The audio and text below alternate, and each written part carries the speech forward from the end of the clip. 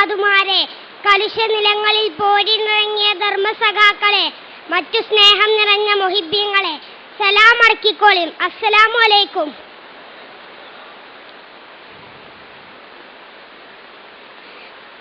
കുറച്ച് ലേറ്റായിട്ടാണെങ്കിലും നമ്മളെ സാഹിത്യോത്സവിന്റെ വേദിയിലാണ് ഞാനും നിങ്ങളും.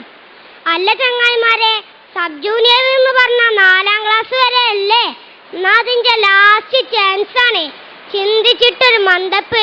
ഒരീസം സ്കൂളിൽ കളിച്ചാൻ പുട്ടപ്പം ഞാനും എന്റെ ചങ്ങായിമാരും റബ്ബറും തോട്ടത്തിൽ കൂടെ ഇങ്ങനെ നടക്കുകയും അപ്പണ്ട് അവിടെ ഇവിടെ ആയിട്ട് ആൺകുട്ടികളും പെൺകുട്ടികളും യാതൊരു എളുപ്പമില്ല ചൊറച്ചിങ്ങനെ നടക്കണേ. എന്തൊരു കഥ! നമ്മളെ ജാതിക്കാരനെ ഹറാമല്ലേ കൂട്ടരെ? ഇത് കണ്ടപ്പോഴാ ഈ കഥ ഓർമ്മ വന്നത്. ഫളിലുല്ലാഹിന്റെ ചരിത്രം ഭയങ്കര ഗ്ലാമറേനി മൂപ്പര്. ഇന്നത്തെ സിനിമാ നടന്മാരെ ആനച്ചന്തമല്ല. പിന്നെ മുത്തുനബി ചൊർക്കിൽ സർട്ടിഫിക്കറ്റ് കൊടുത്ത ആളാണ്, ചില്ലറക്കാരനല്ല. അതുകൊണ്ട് തന്നെ സ്വഹാബി കുടുങ്ങി. എവിടേക്കിറങ്ങിയാലും മൂപ്പരെ ഒളിഞ്ഞു നോക്കാൻ നല്ല ചൊർക്കുള്ള പെൺകുട്ടികള്. മൂപ്പർക്കാണെങ്കിൽ ദുന്യാവിൽ യാതൊരു കമ്പമല്ല. മദീനത്ത് വലിയൊരു സമ്പന്നന്റെ മോളുണ്ടേനി, ജാരിയ എന്നാ തോന്നുന്നുള്ള പേരും ചൊർക്കേനി. ലോഡ് കണക്കിന് മഹറേറ്റ് കൊറേ സുന്ദരന്മാർ ഓളെ കെട്ടാൻ വന്നിക്കണേ. ഓൾക്കാർക്കും മോളെ കിട്ടിയിട്ടില്ല.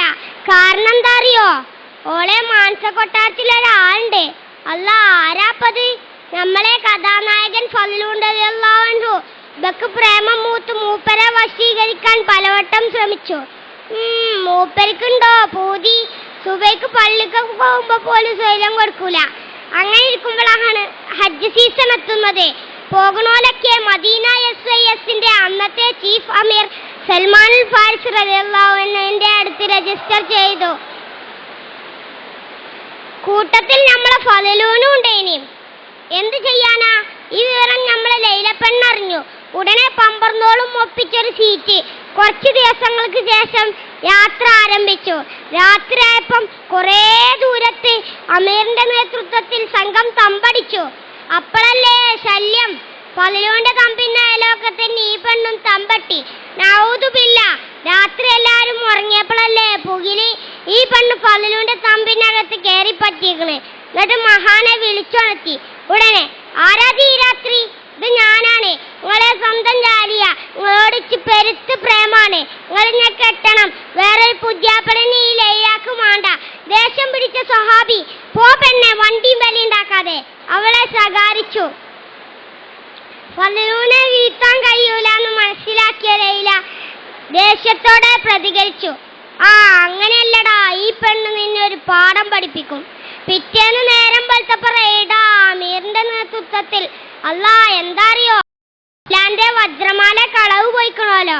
സംഘങ്ങളെ റെയ്ഡ് ചെയ്ത് ഇപ്പം എത്തിക്കുന്നത് ഫളിലുല്ലാഹി റളിയല്ലാഹു അൻഹുവിന്റെ തമ്പിൽ സൽമാൻ റളിയല്ലാഹു അൻഹു പറഞ്ഞു, നിങ്ങളെ ഞമ്മക്ക് സംശയമില്ല, എന്നാലും റെയ്ഡ് ചെയ്യണല്ലോ. നിങ്ങൾക്ക് കേൾക്കണോ കൂട്ടരെ?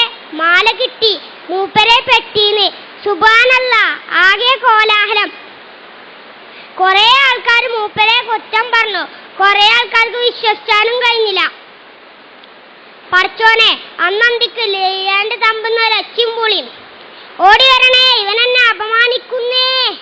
എല്ലാരും പാടെ തുണിന്റെ കോന്തലയും പിടിച്ച് ചാടി വണ്ടി ചെന്നോക്കുമ്പോട്ട് സുബ്ഹാനല്ലാഹ്, ലൈല അല്പവസ്ത്രയായി നിൽക്കുന്നു. പരിസരത്ത് ഫളിലുല്ലാഹി അൻഹു. ജനം വാമായി പിടിച്ചു കെട്ടടായി കള്ളശേഖനെ. കണ്ടാ ഭയങ്കര സൂപ്യ. 2 മഹാകുറ്റങ്ങളായി ഇവൻ ചെയ്തു കൂട്ടിയെ. സുബ്ഹാനല്ലാഹ്, ആകെ കോലാഹലം. എന്ത് ചെയ്യും? സൽമാൻ റളിയല്ലാഹു അൻഹു ആകെ കൊയങ്ങി. അല്ലാ, അപ്പം ഭരിക്കണത് ആരാറിയോ? ഉമറുൽ ഖത്താബ. കേസ് കേട്ടപ്പോ മൂപ്പരാകെ ഞെട്ടി. പടച്ചോനെ, ഫളിലുൻ ഇങ്ങനെ ചെയ്യൂലല്ലോ. അതുണ്ടാകൂല. ഏതായാലും ഈ കേസ് നടത്താൻ നല്ലത് അലി റളിയല്ലാഹു അൻഹു ആണ്. അങ്ങനെ കേസ് അലി റളിയല്ലാഹു അൻഹുവിന്റെ അടുത്ത്. അപ്പൊ തന്നെ ലൈലിയോൾ അടിമി വറക്കാൻ തുടങ്ങിയിരിക്കണേ. അലി റളിയല്ലാഹു അൻഹു ചോദ്യം തുടങ്ങി ലൈലാനോട്. ഇതൊക്കെ ഉണ്ടായോ? അതെ. മാല എവിടെനി? എന്റെ പെട്ടിയില്. അതെന്താ അണിയാഞ്ഞു? ഒന്നുമില്ല. പിറ്റേന്ന് ബലാത്കാരത്തിന് ശ്രമിച്ചയാൾക്കും മാല എടുക്കാൻ വന്നപ്പോ അതിന് കഴിയൂലേനോ? എന്താ അറിയില്ല. ഫളിലുവിനോട് ഇതൊക്കെ ഉണ്ടായോ? അതെ, ഞാനൊരു തെറ്റും ചെയ്തിട്ടില്ല. പിന്നെ എങ്ങനെ നിങ്ങൾ ലൈലയുടെ തമ്പിൽ? അല്ലാഹു ആലം.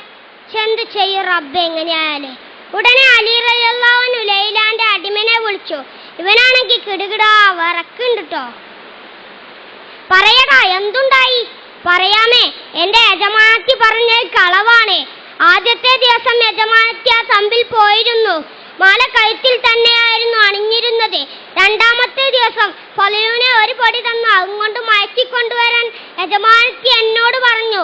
ഞാനങ്ങനെ ചെയ്തു. ശേഷം എന്തോ മണപ്പിച്ചു. അപ്പോൾ സഹാബിക്ക് വെളിവ് കിട്ടിയ ശേഷം യജമാനത്തി ബഹളമുണ്ടാക്കി. പൊളിഞ്ഞില്ലേ, എല്ലാം പൊളിഞ്ഞില്ലേ. ലൈലാന്റെ കള്ളത്തരങ്ങൾ മുഴുവനും. അങ്ങനെ ലൈലക്കെതിരെ ശിക്ഷ വിധിച്ചു. സത്യമേ ഒടുക്കം ജയിച്ചുള്ളൂ.